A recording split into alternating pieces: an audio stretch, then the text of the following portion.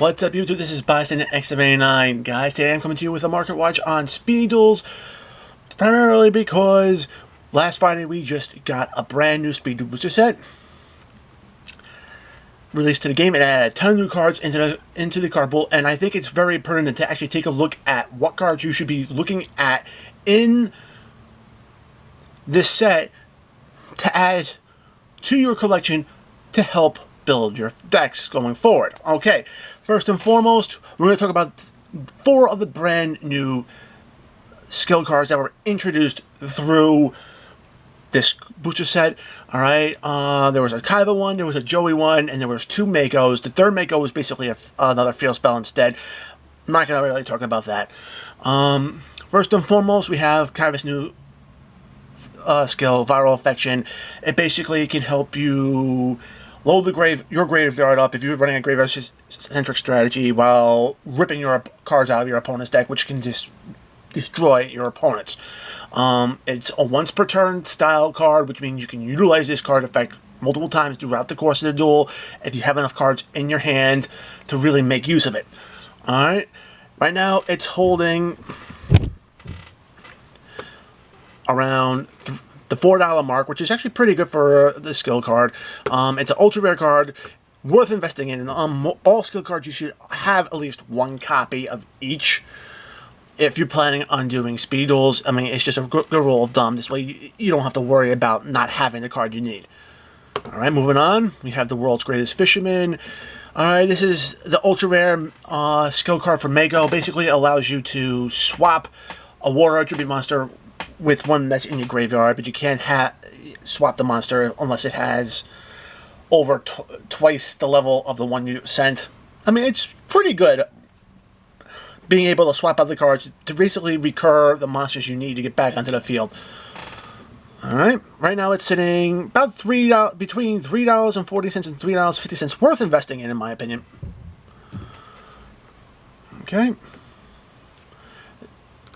Next is the next Mako card. This is a super rare.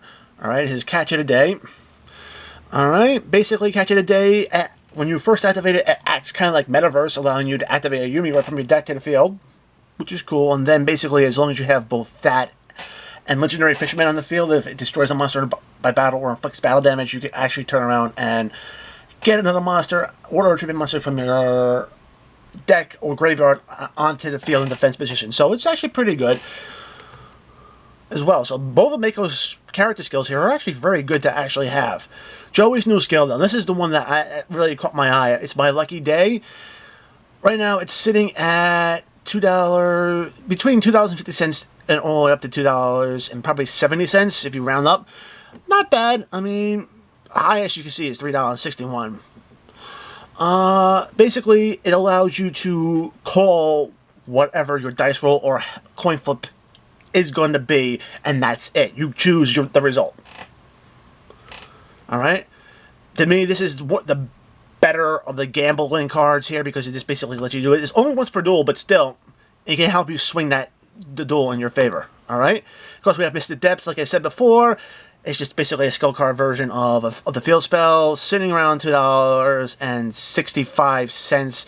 I wouldn't expect the prices to be that high for much longer. It's going to most likely drop. Alright, now for the cards that you definitely want to be looking to invest in, Sonic Bird definitely is the chase card of the set. It's sitting around $8 a pop. You can see the highest is $8.76, but most of the other stores have it at $8 a pop. I can tell you this right now, this card is worth it for ritual decks. The fact that the price tag is so high on this particular card is going to basically make ritual decks money decks in speed duels. I mean, just this card and Senju alone, playsets of both, would be about $33. Alright? If you want to play a ritual deck, there's only one ritual monster, but I can tell you right now, yeah, you're going to be coughing up the money. Okay? Dust Tornado was actually one of the trap cards they actually put into Attack from the Deep. It's super rare, and I think this is the better of the back row hate. Yeah, I know it's not a quick play spell like Twister is, where you can actually activate it during your opponent's turn in response to them activating cards. But in my opinion, I I just feel that Duster Inhaler is a little bit better because it allows you to turn around and not only destroy one of your opponent's spell and traps on the field, but it also lets you to get other stuff out of your deck and onto your field as well. Deck thinning is very important, and this helps you to get to the cards you need a card instead of seeing what could potentially be poor drawers or dead drawers. Alright? The Forceful Checkpoint, another great card in this set. It's an ultra rare. Basically what happens is that you get to take a look at your opponent's hand. If they're when your opponent attacks attack, you get to look at your opponent's hand, and if they have a monster, and it gets the attack, and then you can actually force them to get rid of one card out of their hand, which is just huge. Being able to get information on your opponent's hand, as well as force them to get rid of one of those cards, very useful. I wouldn't be surprised to see this card seeing a lot more play. I mean, it's only a single attack negate, but sometimes a single attack can be worth negating. Zambina is another card, and this is a card that I'm thinking is going to be a very good tech card in a lot of different decks. Basically, whenever Zambina is popped and sent to the graveyard, you get to turn around and, yeah, special summon another level 4 or lower monster from your graveyard back to the field. So it replaces herself, and it just basically allows you to get stuff onto the field that can allow you to defend herself. Right now, yeah, the highest price is about $3. Most of the sites have it about $2 to $2.50. I expect this card to really go up in price. Do not sleep on this card, guys. Pick it up all you can. Alright, Blade Knight is another card. This is the one that I'm actually thinking is actually going to be taking a reverse effect. Primarily because you got to play when you don't have that many cards in your hand. And not a lot of decks really want you to be doing that. You want to be able to turn around, have stuff in your hand, so you have follow-up plays on your next turns. It does allow you to negate flip effects. Yeah, we did get Magician of Faith, but we don't have that many flip effects in the game right now. So I'm not sure if this card's price is going to stay as high as it is. Highest price is about $6.50. We're going about $5.40 to $5.50 on other things. To be honest, I can see this price going down probably until we get to the Weevil starter deck. I know there were a lot of insect monsters that did carry flip effects where this card could be useful against. So we gotta see. Guild of Lightning, this is a brand new boss monster. Requires 3 monsters to tribute summon, but when you do tribute summon with 3 monsters, you wipe your opponent's board. Pretty powerful. Not that many decks can really drop 3 monsters in a turn. I know the Royal Flush deck can, and it might actually be worth it to actually tech this card into it, just because it has that Raigeki effect, and you can literally make very good use out of this card's effect. So the highest price is going to be around $3. Other than that, you're going to be seeing maybe $2.20 to $2.25. Okay, now going to Arena of Lost Souls. The big money card for that set was Sphere Karibo. Still holding on to its price point. It only dropped maybe a couple of dollars since the last time I looked at it. It's right now sitting around $13, but it could go up to about $14.25, which is not bad. Basically, this is the only hand trap in Speed Duels. Allows you to protect your monsters, but it also provides that extra protection for, or actually extra, ability for ritual decks where you can actually use this card in the graveyard as the tribute for a ritual monster, which really isn't bad. I mean, protect the monster, use it on your next turn, ritual summon on another monster. I mean, it's not a bad card to have. Price tag being $13 can be kind of steep. I mean, $39 for a playset if you want to go that far in your decks to include a full playset. Yeah, plus this and the other ritual support, you're looking about $72 for at least 9 cards. Personally, I might turn around and neg on. I wouldn't put too much money on this, but if you want to have it, definitely invest in it.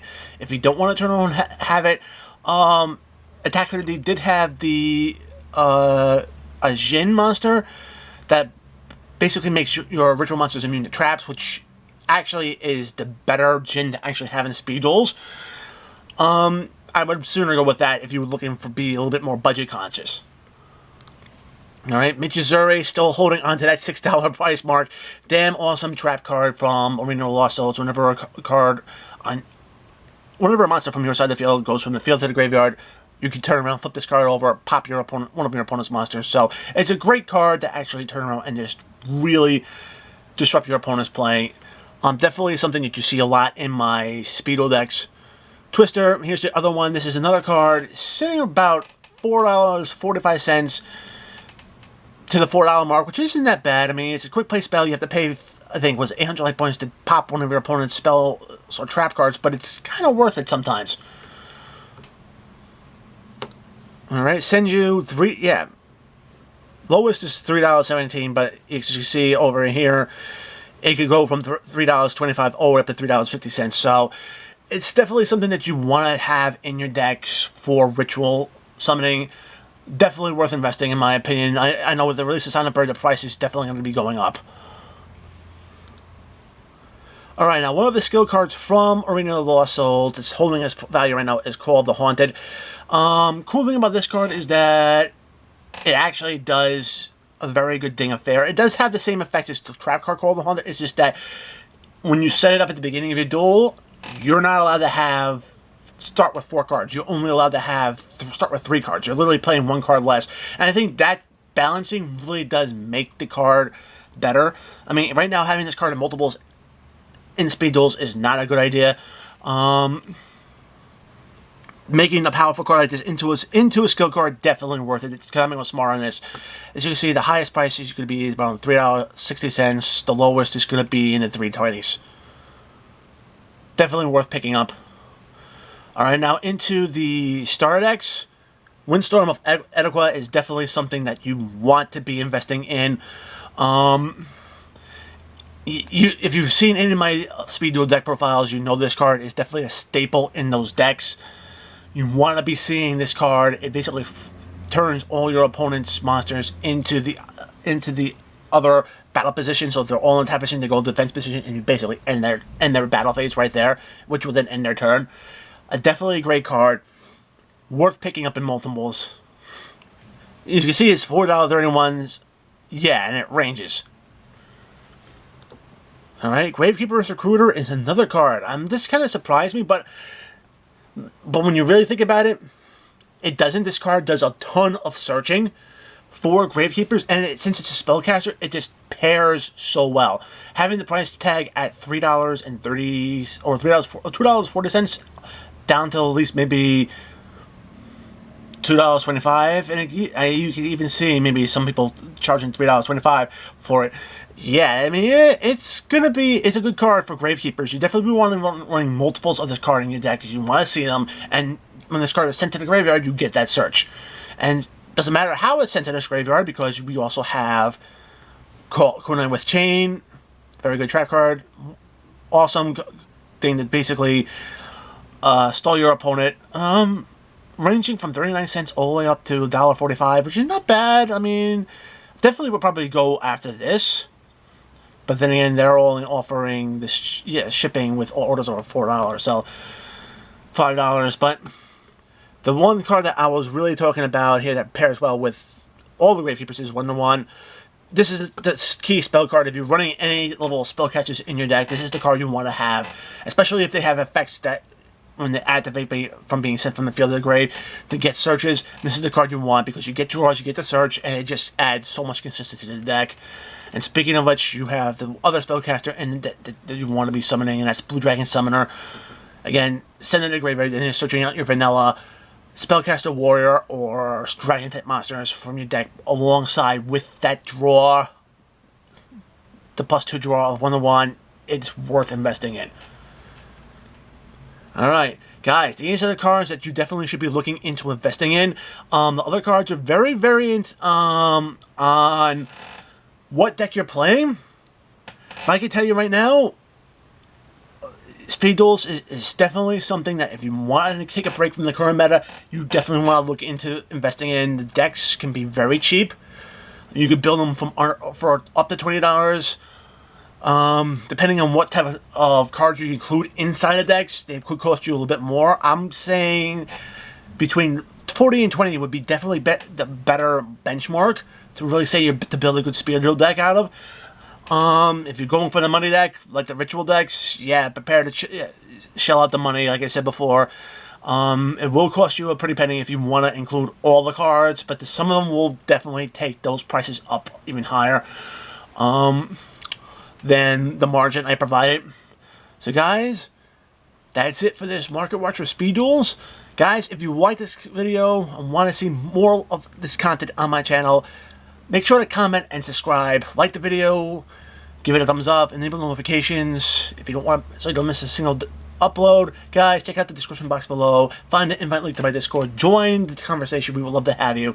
Also, guys, if you want to see me do more different content on my channel or take this channel to a whole nother level, consider backing me on Patreon. Alright, the link is down below. And guys, until next time, peace.